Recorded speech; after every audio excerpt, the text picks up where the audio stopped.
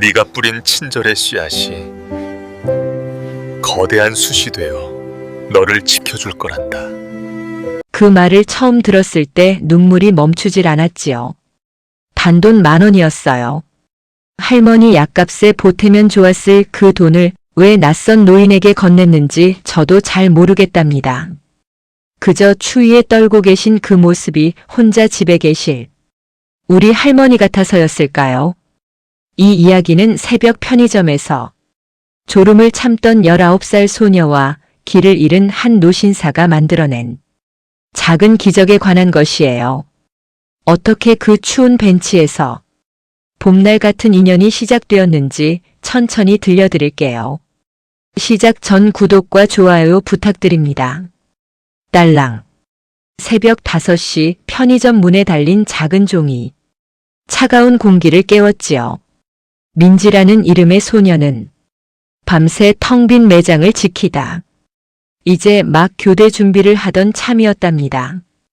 올해 19. 다른 친구들이 독서실에서 문제집과 씨름할 나이에 이 소녀는 형광등 아래 삼각김밥의 유통기한을 확인하며 밤을 보내곤 했지요. 유리창 너머로 보이는 세상은 온통 짙은 안개뿐이었어요. 마치 소녀의 앞날처럼 말이에요. 아버지는 소녀가 아주 어릴 적에 사고로 세상을 떠나셨고 어머니는 그 충격으로 몸져 누워 계시다.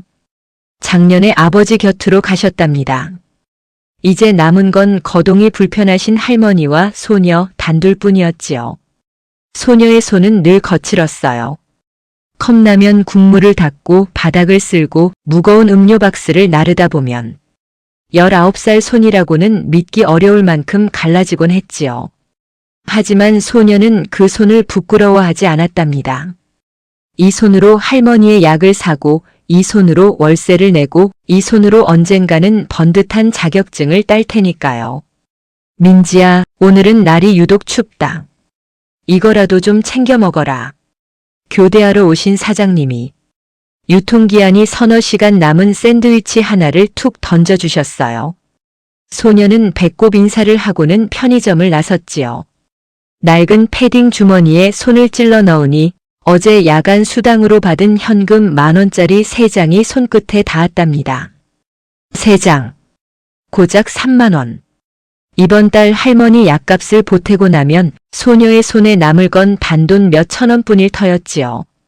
발걸음을 옮길 때마다 낡은 운동화 밑창으로 보도블록의 냉기가 그대로 전해졌어요. 코끝이 시렸고 입김은 하얗게 피어올랐지요. 그래도 소녀는 웃으려 노력했답니다. 소녀가 울면 집에 계신 할머니의 마음은 무너져 내릴 테니까요. 할머니에게 소녀는 마지막 남은 희망이었고 소녀에게 할머니는 세상에서 가장 지켜야 할 사람이었지요. 새벽 거리는 고요했어요. 간간히 지나가는 청소 차량의 불빛만이 안개 속을 헤집고 있었지요. 소녀는 샌드위치를 반쯤 베어 물며 집으로 향하는 길을 걸었답니다. 빵 부스러기가 입술에 묻었지만 닦을 생각도 없이 그저 묵묵히 걸었지요. 그때였어요. 마을버스 정류장을 지나치는데 낯선 풍경 하나가 안개 속에서 희미하게 모습을 드러냈지요. 평소엔 비어 있어야 할 그 낡은 나무 벤치에 웬 노인 한 분이 멍하니 앉아 계셨거든요. 소녀의 발걸음이 멈췄지요. 고급스러워 보이는 검은색 코트를 입고 계셨지만 옷자락은 여기저기 흙먼지가 묻어 엉망이었어요. 신발은 한쪽이 벗겨질 듯 헐거워 보였고 머리카락은 바람에 흩날려 산발이 되어 있었지요. 언뜻 보기에도 이 새벽에 이곳에 있을 분이 아니라는 게 느껴졌답니다. 무엇보다 그분의 눈빛이 소녀의 발걸음을 붙잡았어요. 초점을 잃고 허공을 응시하는 그 눈에는 깊은 슬픔과 혼란이 가득 차 있었지요. 마치 이 세상 어디에도 갈 곳이 없는 사람처럼 벤치에 뿌리 내린 듯 꼼짝도 하지 않고 계셨답니다. 소녀는 잠시 망설였어요. 지나가는 사람이 몇 명 있었지요. 조깅하는 젊은 남자가 노인을 힐끗 보더니 발걸음을 재촉했고 출근 준비를 하는 듯한 중년 여성은 아예 고개를 돌려버렸답니다. 노숙자로 오해한 걸까요? 아니면 그저 귀찮았던 걸까요? 어쨌든 아무도 멈추지 않았어요. 하지만 소녀는 달랐지요. 저 어르신, 여기서 뭐 하세요? 날이 너무 추운데요. 소녀가 조심스럽게 다가가 말을 건넸어요. 노인은 천천히 고개를 돌렸지요. 가까이서 보니 얼굴에는 깊은 주름만큼이나 지독한 피로가 서려 있었답니다. 눈가에는 눈물 자국 같은 것이 얼어붙어 있었고 입술은 추위에 바짝 말라 갈라져 있었지요. 그분은 소녀의 얼굴을 한참 동안 바라보셨어요. 마치 어딘가에서 본 듯한, 그러나 어디서 봤는지 기억나지 않는 사람을 떠올리려는 것처럼요. 그리고 힘겹게 입을 떼셨지요. 여기가 어디인가? 우리 애가 올 시간이 됐는데. 말끝을 흐리는 그분의 목소리는 얼음장처럼 차가운 바람에 흩어졌답니다. 소녀의 가슴이 철렁 내려앉았어요.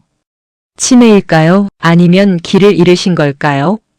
어르신의 손은 추위의 보랏빛으로 변해 파르르 떨리고 있었지요. 그 모습을 보는 순간 소녀의 머릿속에 한 사람이 떠올랐답니다.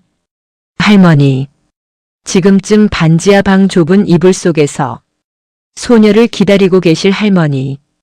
혼자 계시면 늘 불안해하시고 문 여는 소리에도 화들짝 놀라시는 우리 할머니. 만약 할머니가 길을 잃고 이런 추운 벤치에 앉아 계시다면 누군가 지나가 주길 얼마나 바라실까요? 소녀는 도저히 그냥 지나칠 수가 없었어요. 소녀는 주머니 속 10,000원짜리 3장을 만지작거렸지요. 이 돈이면 할머니가 좋아하시는 부드러운 카스텔라를 살 수 있었어요. 소녀가 일주일 동안 버틸 차비도 되었고요. 한 장이라도 아끼면 다음 달 월세 독촉을 조금은 늦출 수 있을지도 몰랐지요. 하지만 소녀의 눈앞에서 떨고 계신 이 어르신은 지금 당장 무언가 따뜻한 게 절실해 보였답니다. 어르신 잠시만요. 소녀는 그 말을 남기고 근처로 달려갔어요. 편의점 옆 골목에 이제 막 문을 연 작은 분식집이 있었지요. 할머니와 가끔 어묵 국물을 사 먹던 그 집이었답니다. 아줌마 만두 한 판이랑 어묵 국물 좀 주세요. 따뜻하게요. 분식집 아주머니가 의아한 눈으로 소녀를 바라봤지요. 이른 아침부터 웬 만두냐는 표정이었어요.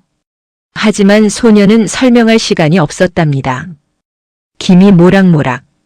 나는 만두 한 판과 종이컵에 담긴 따뜻한 어묵 국물을 받아들고 소녀는 다시 정류장으로 달려갔지요. 노인은 여전히 그 자리에 앉아 계셨어요. 마치 세상에서 잊힌 사람처럼 안개 속에 홀로 떠있는 섬처럼 말이에요. 할아버지, 이거 드세요. 따뜻할 때 드셔야 속이 풀려요. 소녀가 만두판을 내밀자 노인은 멍하니 바라보셨지요.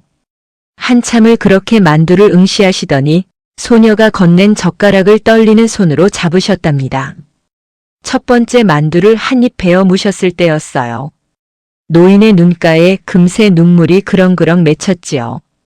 뜨거운 김이 올라오는 만두를 씹으시며 노인은 어린아이처럼 흐느끼기 시작하셨답니다. 고맙다, 정말 고맙구나, 아가. 노인의 목소리가 갈라졌어요. 소녀는 왠지 모를 뭉클함에 코끝이 시큰해졌지요. 아니에요, 어르신. 천천히 드세요. 급하게 드시면 체해요. 소녀는 노인 옆에 조심스럽게 앉았답니다. 낡은 나무 벤치가 삐걱거렸지요. 노인이 만두를 드시는 동안 소녀는 어묵 국물 종이컵을 양손으로 감싸쥐어 노인의 손에 쥐어드렸어요. 따뜻한 온기가 전해지자 노인의 떨림이 조금씩 가라앉았지요. 만두판이 절반쯤 비었을 때 소녀는 남은 돈 중 10,000원권 한 장을 꺼냈답니다. 소녀 전 재산의 3분의 1이었지요. 그리고 이 돈 10,000원밖에 안 되지만 이거 가지고 계시다가 저기 사거리 국밥집 가서 꼭 따뜻한 밥 한 그릇 더 드세요. 그래야 기운 차려서 댁에 가시죠. 소녀는 노인의 코트 주머니에 10,000원짜리를 꼭 찔러 넣어드렸어요. 노인께서는 소녀의 손을 덥석 잡으셨지요. 그 손은 얼음장 같았지만 소녀를 바라보는 눈빛만큼은 어느 햇살보다 따스했답니다. 내 이름이 뭐니? 민지요. 김민지. 민지야. 이 은혜는 꼭 갚마. 소녀는 고개를 저었어요. 은혜 같은 건 바라지 않았거든요. 그저 추운 날 떨고 계신 어르신이 안쓰러웠을 뿐이었지요. 경찰서에 신고해드릴까요? 가족분들이 찾고 계실 것 같은데요. 노인은 천천히 고개를 저으셨답니다. 조금만 더 기다리면 가족이 올게야. 걱정 마라. 소녀는 미심쩍었지만 노인의 말씀을 믿기로 했지요. 어르신의 눈빛이 아까보다 훨씬 또렷해지셨거든요. 따뜻한 음식이 정신을 맑게 해드린 모양이었답니다. 그럼 저는 이만 가볼게요. 할머니가 집에서 기다리고 계셔서요. 어르신 꼭 따뜻한 데 가 계세요. 소녀는 벤치에서 일어났어요. 노인은 소녀의 손을 한참 동안 놓지 않으시다가 마침내 놓아주셨지요. 그 손의 온기가 참 오래도록 손바닥에 남았답니다. 소녀가 몇 걸음 걸어갔을 때 등 뒤로 노인의 목소리가 들려왔어요. 민지야, 착하게 살아라. 하늘이 다 보고 있단다. 소녀는 뒤돌아 인사를 했지요. 안개 속에 앉아 계신 노인의 모습이 왠지 모르게 쓸쓸해 보여서 마음이 아팠답니다. 그날 이후 소녀의 삶은 다시 평범한 고난의 연속이었지요. 대학 진학은 일찌감치 포기했지만 간호조무사 자격증이라도 따서 번듯한 직장에 들어가고 싶다는 꿈이 있었답니다. 병원에서 환자들을 돌보며 살고 싶었어요. 아픈 사람들 곁에서 따뜻한 손길이 되고 싶었지요. 어머니가 돌아가시기 전 병원에서 만난 친절한 간호사 선생님처럼요. 하지만 학원비는커녕 당장 내일 끼니도 걱정해야 할 판이었답니다. 설상가상으로 할머니의 상태가 갑자기 나빠지셨지요. 어느 날 아침 소녀가 야간 알바를 마치고 돌아오니 할머니가 방바닥에 쓰러져 계셨어요. 다행히 크게 다치진 않으셨지만 그날 이후 할머니는 부엌에도 혼자 가지 못하셨답니다. 민지야, 나 때문에 내가 고생이 많구나. 그냥 이 늙은이 요양원에 보내다오. 할머니는 마른 손으로 소녀의 손을 잡고 우셨어요. 주름진 얼굴 위로 눈물이 흘러내렸지요. 소녀는 할머니 앞에서 절대 울지 않겠다고 다짐하며 억지로 미소를 지었답니다. 할머니, 무슨 소리예요? 저 곧 돈 많이 벌 거예요. 우리 맛있는 것도 먹으러 가야죠. 목소리가 떨렸지요. 하지만 소녀는 끝까지 웃는 얼굴을 유지했답니다. 할머니가 잠드신 후에야 소녀는 반지하 방 창가에 기대어 소리 없이 울었어요. 현실은 냉혹했지요. 밀린 월세 독촉장이 우편함에 쌓여갔고 할머니의 약값 영수증이 책상 위에 산더미처럼 쌓였답니다. 편의점 알바만으로는 도저히 감당할 수 없는 금액이었어요. 소녀는 낮에는 식당 설거지, 저녁에는 전단지 배포, 밤에는 편의점 야간 근무까지 하며 몸을 혹사했지요. 그래도 모자랐답니다. 어느 날 밤 소녀는 지갑 속 마지막 1,000원짜리 한 장을 바라보며 생각했어요. 그날 할아버지께 드렸던 10,000원이 자꾸만 떠올랐지요. 그 돈이면 할머니 약 한 봉지는 더 지었을 텐데. 그 돈이면 밀린 공과 금이라도 낼 수 있었을 텐데. 못된 생각이라는 건 알았어요. 그래도 밤마다 그 생각에 괴로워하며 잠을 설쳤지요. 세상은 왜 이리 불공평한 걸까요? 성실하게 살면 복이 온다는 말은 동화 속에나 나오는 이야기인 것 같았답니다. 소녀는 창밖으로 보이는 좁은 하늘을 바라보며 한참을 울었어요. 안개가 자욱한 새벽 하늘이 그날 정류장에서 만난 노인의 눈빛처럼 흐릿하게 느껴졌지요. 어느 날 집주인에게서 최후 통첩이 날아왔지요. 이번 달까지 밀린 월세 정리 안 되면 나가야 해요. 미안하지만 나도 먹고 살아야지. 집주인 아주머니의 목소리는 차가웠어요. 미안하다고 하셨지만 그 말에 진심은 담겨 있지 않았지요. 소녀는 고개를 숙이고 죄송합니다만 반복했답니다. 전화를 끊고 소녀는 한참을 멍하니 앉아 있었어요. 어떻게 해야 할까요? 친척에게 손을 벌릴까요? 하지만 부모님이 돌아가신 뒤로 연락을 끊은 친척들이었지요. 장례식에도 오지 않았던 사람들에게 무슨 낯으로 도움을 청한단 말인가요? 그때 할머니가 부르셨어요.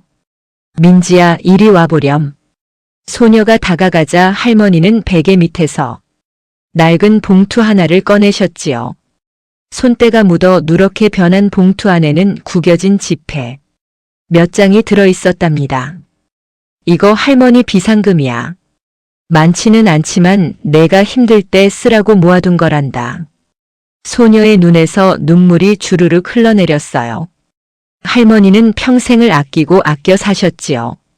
당신 약값도 아까워하시면서 손녀를 위해 이렇게 돈을 모아두셨던 거였답니다. 할머니, 이건 안 돼요. 할머니 돈인데요. 바보 같은 것. 내 돈이 네 돈이고 네 돈이 내 돈이지. 가족이 뭔데. 할머니의 주름진 손이 소녀의 뺨을 어루만지셨어요. 그 손길이 너무 따뜻해서 소녀는 더 크게 울었지요. 그날 밤 소녀는 결심했답니다. 무너지지 않겠다고. 포기하지 않겠다고. 할머니가 살아계신 한 소녀는 이를 악물고 버텨내겠다고요. 다음 날부터 소녀는 더 열심히 일했어요. 새벽에는 신문 배달, 아침에는 직업학교, 오후에는 식당 서빙, 밤에는 편의점 야간 근무. 하루에 4시간도 채 못 자는 날이 이어졌지요. 몸은 만신창이가 되어갔지만 마음만은 단단히 붙잡았답니다. 그래도 언젠가는 좋아질 거예요. 포기하지 않으면 분명 좋은 일이 생길 거예요. 소녀는 매일 밤 그렇게 되뇌었지요. 그 말이 진짜인지 아닌지는 몰랐지만 믿지 않으면 버틸 수가 없었거든요. 며칠 뒤 소녀가 다니던 직업학교 하교 시간이었답니다. 정문 앞이 평소보다 시끌벅적하더군요. 학생들의 시선을 따라가 보니 이 동네에선 구경도 못할 만큼 길고 번쩍이는 검은색 고급 세단 한 대가 서 있었지요. 우와, 저거 대기업 회장님 차 아냐? 여기 누가 타는 거지? 설마 연예인? 친구들의 수군거림을 뒤로하고 소녀는 가방끈을 고쳐 매며 지나치려 했어요. 소녀와는 상관없는 일이라고 생각했지요. 부자들의 세계는 소녀와는 다른 차원에 있는 것이었으니까요. 그때였답니다. 차 뒷문이 열리고 한 중년 남성이 내렸어요. 단정한 정장에 선글라스를 낀 그 남자는 주변을 둘러보더니 곧장 소녀를 향해 다가왔지요. 민지 학생 되십니까? 소녀는 당황해서 뒷걸음질을 쳤어요. 심장이 쿵쾅거렸지요. 소녀가 무슨 잘못이라도 한 걸까요? 아니면 빚쟁이들이 보낸 사람들일까요? 갑자기 무서워졌답니다. 가슴이 두근거려 아무 말도 못하고 서 있는데 그 남자가 차 문을 활짝 열며 말했어요. 회장님께서 기다리고 계십니다. 회장님? 무슨 회장님이요? 소녀가 떨리는 목소리로 물었지요. 남자는 대답 대신 미소만 지었답니다. 직접 만나보시면 압니다. 소녀는 망설였어요. 이게 무슨 상황인지 도무지 이해가 되지 않았지요. 하지만 호기심과 두려움이 뒤섞인 마음으로 결국 차에 올라탔답니다. 차 안에는 놀랍게도 그날 정류장에서 만났던 그 할아버지가 앉아 계셨어요. 하지만 그때의 초라한 모습은 온데간데 없었지요. 정갈하게 빗어넘긴 흰 머리카락, 고급스러운 맞춤 양복, 인자한 미소. 마치 딴 사람 같았답니다. 아니, 어쩌면 그날 안개 속에서 만난 분이 환상이었나 싶을 정도였지요. 아가, 내가 너무 늦게 찾았지? 할아버지의 목소리를 듣는 순간 소녀는 바보같이 눈물이 왈칵 쏟아졌어요. 그 목소리만큼은 그날과 똑같았거든요. 추위에 떨며 만두를 드시던 그 고마워하던 눈빛도요. 어르신 그때 그 어르신 맞으시죠? 그래, 나다.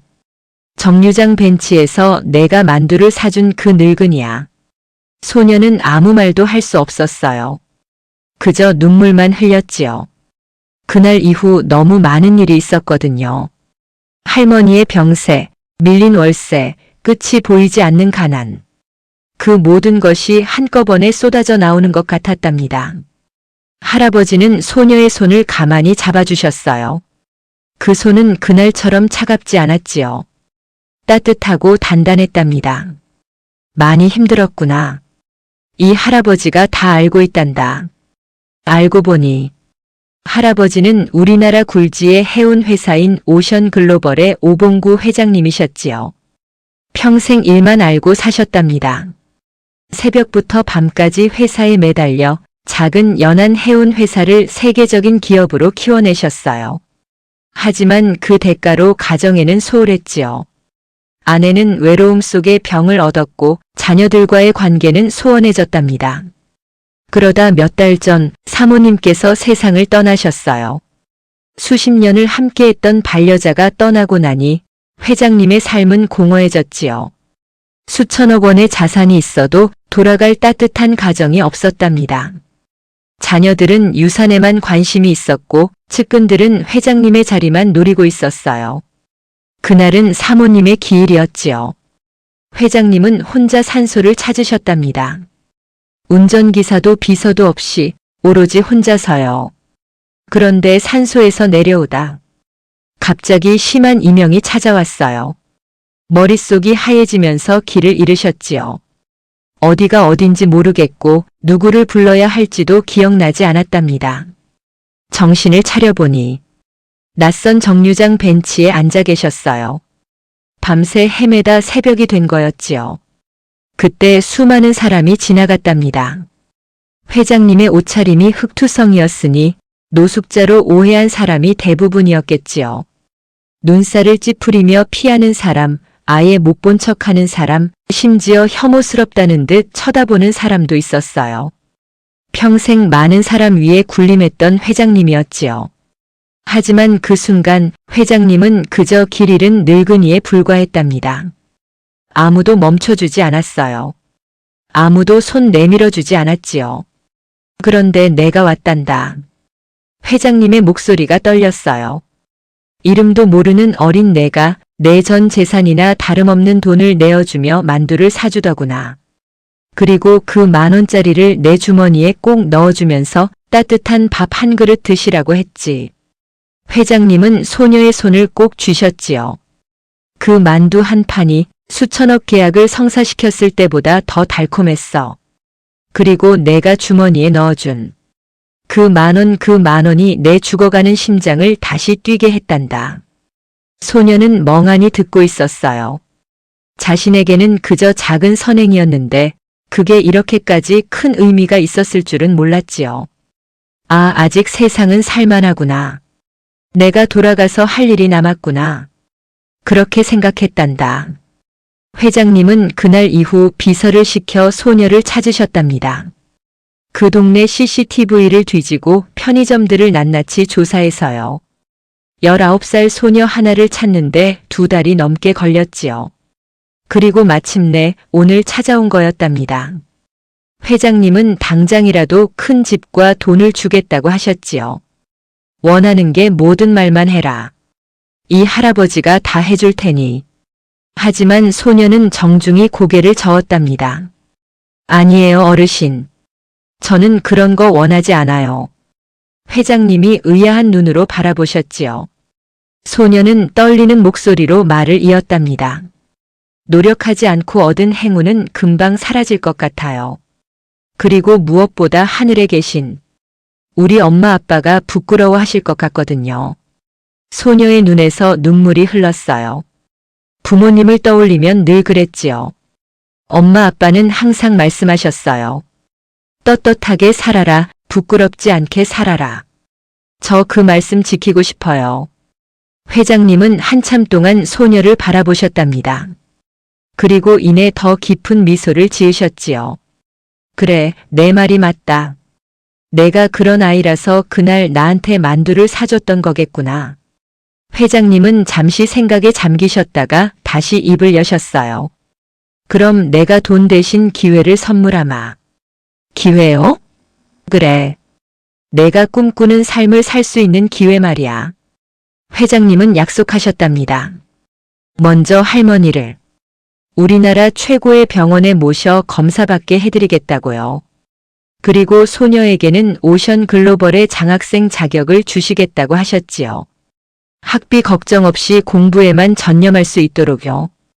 또한 소녀가 간호조무사 자격증을 따면 회사복지재단에서 운영하는 요양병원에 정규직으로 채용해 주시겠다는 약속도 하셨답니다. 민지야, 내가 가진 그 따뜻한 마음은 돈으로 환산할 수 없는 재산이다. 내가 남을 돌보는 사람이 된다면 이 세상은 조금 더 따뜻해질 게야. 소녀는 더 이상 참지 못하고 엉엉 울었어요. 감사하다는 말밖에 할 수 없었지요. 그 후로 소녀의 삶은 달라졌답니다. 소녀는 이제 새벽 편의점에서 졸음을 참지 않아도 되었어요. 할머니는 좋은 치료를 받으시며 조금씩 기운을 차리고 계셨고 소녀는 매일 아침 설레는 마음으로 책가방을 맸지요. 물론 여전히 쉬운 길은 아니었답니다. 공부도 열심히 해야 했고 실습도 빠듯했어요. 하지만 이제는 혼자가 아니라는 걸 알았지요. 소녀의 곁에는 할머니가 계셨고 회장님이 계셨고 무엇보다 소녀 자신의 따뜻한 마음이 있었으니까요. 지금도 소녀의 지갑 속에는 그날 할아버지가 돌려주신 10,000원짜리 한 장이 들어있답니다. 구겨지고 낡은 그 지폐에는 회장님의 손글씨가 적혀 있지요. 내가 뿌린 친절의 씨앗이 거대한 숲이 되어 너를 지켜줄 거란다. 날이 많이 풀렸어요. 이제 곧 길가엔 이름 모를 꽃들이 피어나겠지요. 혹시 오늘 길을 걷다 힘겨워 보이는 누군가를 보신다면 따뜻한 눈인사 한번 건네보시는 건 어떨까요? 여러분이 건넨 그 작은 온기가 또 다른 누군가에게는 세상을 살아갈 기적이 될지도 모르니까요. 긴 이야기 들어주셔서 감사합니다. 여러분의 삶에도 늘 따스한 봄볕이 함께 하시길 응원하겠습니다. 재밌게 들으셨다면 구독과 좋아요 꼭 눌러주시고 주인공에게 힘찬 응원의 댓글도 많이 남겨주세요.